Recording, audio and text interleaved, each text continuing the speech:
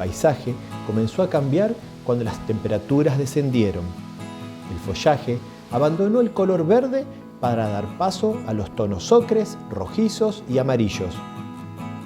Como los árboles y los arbustos caducifolios se preparan para los meses fríos, el resto de la vida también experimentará cambios. El otoño trae mañanas frías con neblina, días ventosos y grises, las horas de luz disminuyen y también es posible disfrutar de tardes tibias.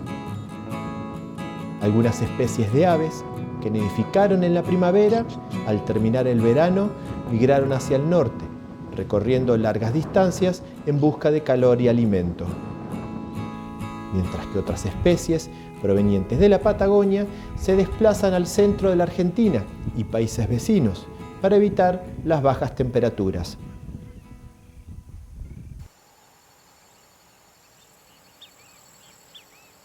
Después de una tarde gris, con mucho viento, amanece con neblina. Un grupo de patos cutirí aún no comienza su actividad. Un surirí gris. A esta especie frecuentemente se la ve en pareja, también durante los meses fríos. Unos coscorobas buscan mantener la temperatura corporal en una fría mañana. Lo hacen al descansar en una sola pata y escondiendo su cabeza en el plumaje. De esta manera ahorrarán energía. En lo alto de un árbol, una paloma se ve con mucho frío.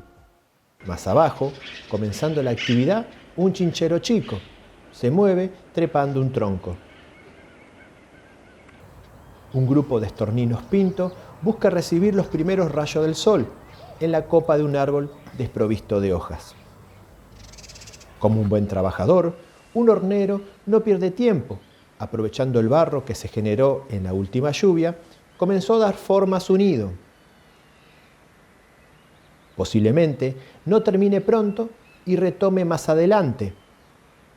Es frecuente que esta especie se adelante en los meses fríos para comenzar con el nido y terminar cuando llegue la primavera. En este momento del año, en su viaje desde la Patagonia hacia el norte, podemos encontrar en la provincia de Buenos Aires al gaucho chico.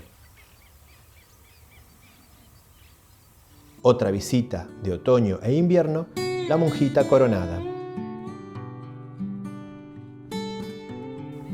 También, proveniente de la Patagonia, una solitaria remolinera parda.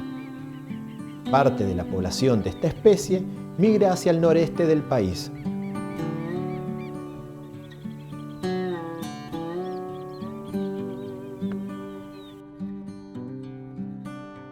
Una hembra de corta rama.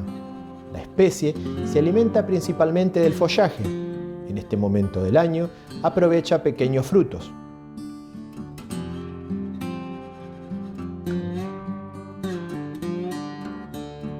Aparece el macho. Presenta cabeza y partes superiores grisáceas y una hermosa coloración rojo anaranjada en las partes inferiores. Llama la atención el iris, que es amarillo-naranja. La especie visita gran parte de la provincia de Buenos Aires en otoño e invierno. El chotoy, generalmente entre la vegetación, ahora en otoño se lo puede apreciar mejor su colorido plumaje. Llama la atención su larga cola, angosta y escalonada con timoneras en punta. Hembras de corbatita común alimentándose. A mediados de mayo, la población de Argentina se desplaza hacia el norte, aunque es frecuente los registros de invierno para distintas partes del país. Un campo recién arado, en tiempos donde no abunda el alimento, es una buena opción. Se reúnen distintas especies, todas buscando comida. Entre ellas, la paloma bravía o doméstica. Se mueve ágilmente en busca de semillas. Un chimango se detiene ante la posible presencia de invertebrados. Un carancho utiliza su pata para descubrir algo interesante. También llegó un venteveo. Un gavilán mixto no necesita de un campo arado para alimentarse. Una colonia de cotorras, palomas, pequeños mamíferos y muchas otras presas forman parte de su dieta. Se puede apreciar en su plumaje el pecho moteado, su caudal blanca, hombros y piernas rufas.